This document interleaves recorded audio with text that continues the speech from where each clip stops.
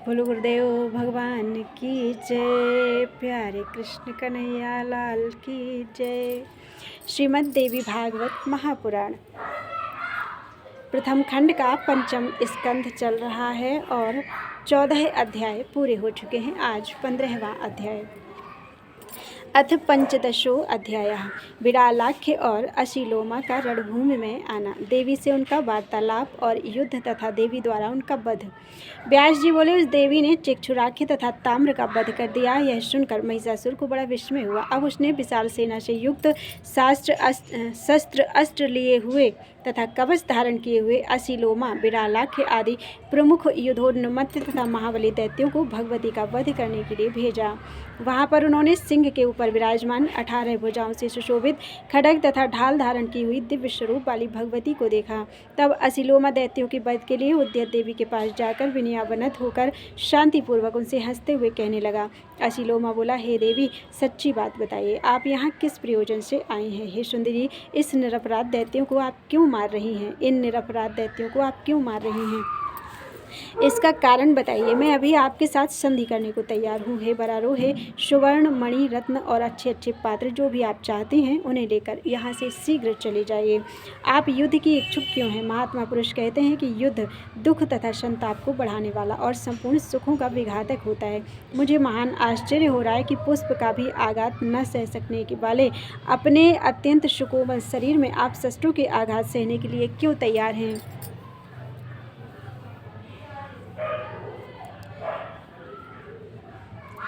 चातुर्य का फल तो शांति और निरंतर सुख भोगना है। अतः एकमात्र दुख के कारण स्वरूप इस संग्राम को आप क्यों करना चाहती हैं?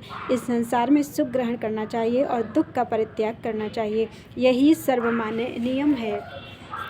वह सुख भी नित्य और अनित्य के भेद से दो प्रकार का कहा गया है। आत्मज्ञान संबंधी सुख को नित्य और भोग जनित सुख को अनित्य माना गया है। वेद और शास्त्र के तत्व का चिंतन करने वाले लोगों को चाहिए कि उस विनाशशील अनित्य सुख को त्याग दें। हे वरान्य, यदि आप नास्तिक का मत स्वीकार करती हो तो भी इस यौवन को पाकर उत्तम से उत्तम सुखों का भोग करें।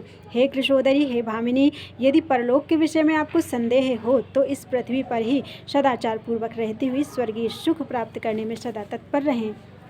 नहीं तो शरीर में यह यौवन अनित्य है, ऐसा समझकर आपको सदा सत्कर्म करते रहना चाहिए। बुद्धिमान पुरुषों को चाहिए कि वे दूसरों को पीड़ित करने के कार्य का त्याग कर दें। अतः बिना विरोध के धर्म, अर्थ और काम का सेवन करना चाहिए। इसलिए हे कल्याणी, आप अपनी बुद्धि धर्म कृत्य में लगाइए। हे अंबिके, आप हम दैत्यों को बिना अपराध के क्यों मार रही हैं? दया भाव पुरुष मात्र का शरीर है और सत्य में ही उसका प्राण प्रतिष्ठित कहा गया है। अतः बुद्धिमान पुरुषों को चाहिए कि दया और सत्य की रक्षा करें, सदा रक्षा करें। हे देवी, आप दानवों के संहार में अपना प्रयोजन बताएं। देवी बोली, हे महाबाहो, तुमने जो यह पूछा कि मैं यहाँ क्यों आई हूँ उसे बताती हूँ और दानव वध का प्रयोजन भी बताती हूँ। हे दैत्य, मैं सदा साक्षी बनकर सभी प्राणियों के न्याय तथा अन्याय को देखती हुई सब लोकों में निरंतर विचरती रहती हूँ। मुझे ना तो कभी भोग विलास की इच्छा है, ना लोभ है और ना किसी के प्रति द्वेष भाव ही है। धर्म की मर्यादा रखने के लिए मैं इस संसार में विचरण करती रहती हूँ। साधु पुरुषों की रक्षा करना अपने इस व्रत का मैं सदा पालन करती हूँ। अनेक अवतार धारण करके मैं सज्जनों की रक्षा करती हूँ। जो असाधु हैं उनका संहार करती हूँ और वेदों का संरक्षण करती हूँ। मैं प्रत्येक युग में उन अवतारों को धारण करती रहती हूँ। दुराचारी महिषासुर देवताओं को मार डालने के लिए उद्यत है, यह जानकर मैं उसके वध के लिए इस समय यहाँ उपस्थित हुई हूँ। हे दानव, मैं उस दुराचारी तथा सुरद्रोही महाबली महेश को मार डालूंगी। अब तुम इच्छानुसार जाओ या रुके रहो। मैंने तुमसे यह सब सच सच बतला दिया। अतः जाकर अपने उस दुराचारी राजा महेश से कह दो, आप अन्य दैत्यों को क्यों भेजते हैं? स्वयं युद्ध कीजिए। यदि तुम्हारे राजा की इच्छा मेरे साथ संधि करने की है तो सभी दैत्य शत्रुता छोड़कर सुखपूर्वक पाताल चले जाएं। देवताओं को जीतकर जो भी देवद्रव्य असुरों ने छीन लिया है वह सब वापस करके वे उस पातालपुरी में चले जाएं जहां इस समय प्रहलाद विराजमान है। व्यास जी बोले, हे राजन, इस प्रकार देवी का वचन सुनकर अशीलोमा भगवती के सामने ही महान शूरवीर विड़ालाख्य से प्रीतिपूर्वक पूछने लगा। अशीलोमा बोला, विड़ालाख्य, देवी ने अभी अभी जो कहा है वह तो तुमने सुन लिया। इस स्थिति में हमें संधि या विग्रह क्या करना चाहिए? विड़ालाख्य बोला, युद्ध में मृत्यु को निश्चित जानते हुए भी हमारे अभिमानी महाराज संधि नहीं करना चाहते। समर में बहुत से योद्धा मारे जा चुके हैं, यह देखकर भी वे हमें भेज रहे हैं। दैव को टाल सकने में भला कौन समर्थ है। सम्मान की भावना से रहित स्वामी की आज्ञा का पालन करने वाले तथा सदा उनके अधीन रहने वाले सेवकों का सेवा धर्म अत्यंत कठिन है। सूत के संकेत पर नर्तन करने वाली कठपुतली की भांति वे सदा परतंत्र रहते हैं। अतः उन महिषासुर के सामने जाकर मेरे अथवा तुम्हारे द्वारा ऐसा अप्रिय वचन कैसे कहा जा सकता है कि देवताओं के धन एवं रत्न वापस करके सभी दानव यहाँ से पाताल को लौट चलें। सदा प्रिय वचन बोलना चाहिए, किंतु वह असत्य न हो।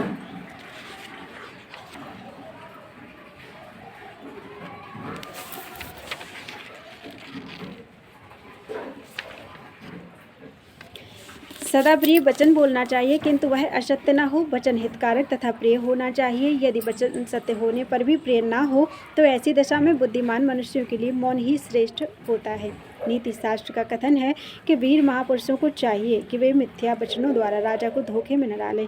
सत्य बात तो यह है कि आदर के साथ हित की बात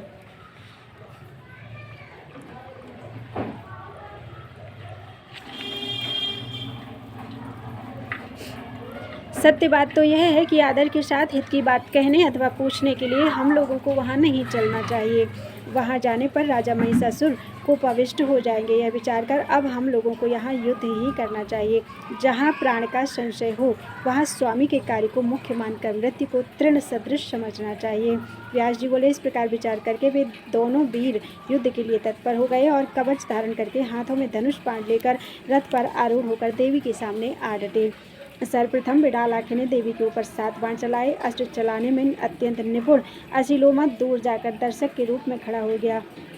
भगवती जगदम्बा ने अपने बाणों से बिडालाखे के द्वारा चलाए गए उन बाणों को काट डाला और पत्थर पर घिसकर तीक्ष्ण बनाए गए 3 बाणों से बिडालाखे पर आघात किया। उन बाणों की असह्य वेदना से पीड़ित होकर वह दैत्य समर भूमि में गिर पड़ा। उसे मूर्छा आ गई और कालयोग से वह मर गया। इस प्रकार भगवती के बाण समूहों से रण में बिडालाखे को मारा गया देखकर असीलोमा भी हाथ में धनुष लेकर युद्ध करने के लिए तैयार होकर सामने आ गया और दाहिना हाथ ऊपर उठाकर अभिमान पूर्वक बोला, हे देवी, मैं जानता हूँ कि सभी पराधीन होने के कारण मुझे युद्ध करना ही होगा। हे देवी, मैं जानता हूँ कि सभी दुराचारी दानव मारे जाएंगे, फिर भी पराधीन होने के कारण मुझे युद्ध करना ही होगा। वह मंदबुद्धि महिषासुर अपने प्रिय तथा अप्रिय के विषय में नहीं जानता। उसके सामने हितकर वचन भी यदि अप्रिय है तो मुझे नहीं बोलना चाहिए। अब वीर धर्म के अनुसार मर जाना ही मेरे लिए उचित है, वह चाहे शुभ हो अथवा अशुभ। मैं तो दैव को ही बलवान मानता हूँ। अनर्थकारी पुरुषार्थ को धिक्कार है, तभी तो आपके बाणों से हाथ होकर दानव पृथ्वी पर गिरते जा रहे हैं। ऐसा कहकर दानव श्रेष्ठ असीलोमा बाण वृष्टि करने लगा। देवी ने अपने पास तक न पहुँचे हुए उन बाणों को अपने बाणों से काट डाला और अपने अन्य शीघ्रगामी बाणों से असीलोमा को शीघ्रतापूर्वक बींध डाला। उस समय आकाश में स्थित देवताओं ने देखा कि भगवती का मुखमंडल क्रोध से भर उठा है। देवी के बाणों से बिंधे शरीर वाला तथा बहती हुई रुधिर की धारा से युक्त वह दैत्य ऐसा सुशोभित हो रहा था मानो पुष्पित हुआ पलाश का वृक्ष हो। अब असीलोमा लोहे की बनी एक विशाल गदा लेकर बड़ी तेजी से चंडिका की ओर दौड़ा और क्रोधपूर्वक सिंह के सिर पर उसने गदा से प्रहार कर दिया, परंतु देवी के सिंह ने उस बलवान दानव के द्वारा किए गए गदा प्रहार की कुछ भी परवाह नहीं करके अपने नखों द्वारा उसके वक्षस्थल को फाड़ डाला। तब उस महाविकराल दैत्य ने हाथ में गदा लिए ही बड़े वेग से उछलकर सिंह के मस्तक पर सवार होकर भगवती के ऊपर गदा से प्रहार किया। हे राजन, उसके द्वारा किए गए प्रहार को रोककर देवी ने तेज धार वाली तलवार से उसका मस्तक गर्दन से अलग कर दिया। इस प्रकार मस्तक कट जाने पर वह दानवराज तुरंत गिर पड़ा। अब उस दुरात्मा की सेना में हाहाकार मच गया। हे राजन, देवी की जय हो, ऐसा कहकर देवतागण भगवती की स्तुति करने लगे। देवताओं की दुंदुभियां बज उठी और किन्नरगण देवी का यशोगान करने लगे। मारे गए उन दोनों दैत्यों को सम्रांगण में गिरा हुआ देखकर शेष संपूर्ण सैनिकों को सिंह ने अपने पराक्रम द्वारा मार गिराया और कुछ दानवों को खा डाला और इस प्रकार उस युद्ध भूमि को दानवों से रहित कर दिया। कुछ अंगभंग हुए मूर्ख दानव दुखी होकर महिषासुर के पास पहुँचे और रक्षा कीजिए ऐसा कहते हुए वे चीखने चिल्लाने तथा रोने लगे। हे नृपश्रेष्ठ, असीलोमा और बिडालाखे दोनों ही मारे गए। हे राजन, अन्य जो भी सैनिक थे उन्हें सिंह खा गया। ऐसा कहते हुए उन्होंने राजा को दुख में डाल दिया। उनकी बात सुनकर महिषासुर खिन्न मनस्क, चिंता से व्याकुल, उदास तथा दुखी हो गया।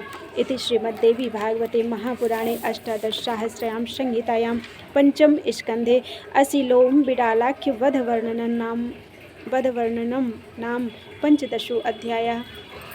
बोलो वृंदावन बिहारी लाल की जय। प्यारे कृष्ण कन्हैया लाल की जय।